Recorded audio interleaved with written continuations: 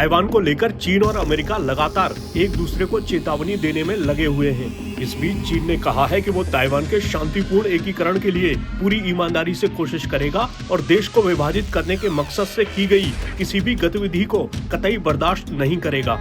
चीन का ये बयान अमेरिकी राष्ट्रपति जो बाइडेन की एक प्रतिक्रिया के बाद सामने आया है। दरअसल एक इंटरव्यू में बाइडेन से पूछा गया था कि अगर चीन ताइवान पर हमला करता है तो क्या अमेरिकी बल, अमेरिकी पुरुष और महिलाएं उसकी रक्षा करेंगे। इसके जवाब में बाइडेन ने हाँ कहा था।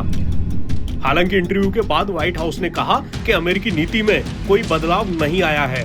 इस नीति के तहत अमेरिका का मानना है कि ताइवान का मामला शांतिपूर्ण तरीके से सुलझाया जाना चाहिए, लेकिन नीति ये नहीं बताती कि चीनी हमले की स्थिति में अमेरिकी बलों को भेजा जा सकता है या नहीं। चीन के विदेश मंत्रालय की प्रवक्ता माओ निंग ने बाइडेन के इंटरव्यू पर प्रतिक्रिया देते हुए सोमवार को कहा कि अमेरिकी नेता के इस बयान ने एक चीन नीति और ताइवान से संबंधित 3 संयुक्त शासकीय परिपत्रों का गंभीर उल्लंघन किया है। माओ निंग ने कहा कि बाइडेन के बयान ने ताइवान की स्वतंत्रता का समर्थन न करने की अमेरिकी प्रतिबद्धता का गंभीर रूप से उल्लंघन किया है और ताइवान की स्वतंत्रता की मांग करने वाली ताकतों को एक गलत संकेत दिया है। चीनी प्रवक्ता ने कहा, चीन इसकी निंदा करता है और इसका कड़ा विरोध करता है। माओ ने कहा, चीन केवल एक है और ताइवान इसका हिस्सा है और चीनी गणराज्य की सरकार पूरे चीन का प्रतिनिधित्व करने वाली एकमात्र सरकार है।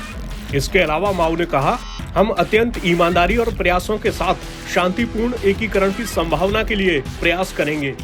इस बीच हम चीन को विभाजित करने के मकसद से किसी भी गतिविधि को बर्दाश्त नहीं करेंगे और हम जरूरी उपाय करने के सभी विकल्प सुरक्षित रखते हैं। आपको बता दें कि ताइवान को लेकर बाइडेन का ताजा बयान ऐसे समय में आया जब चीन ने समुद्र में मिसाइल दागकर और आसपास के इलाकों में लड़ाकू विमान भेजकर ताइवान को धमकाने की कोशिश की है। अमेरिकी प्रतिनिधि सभा की अध्यक्ष नैन्सी पेलोसी की ताइवान यात्रा के बाद से चीन बुरी तरह भड़का हुआ है।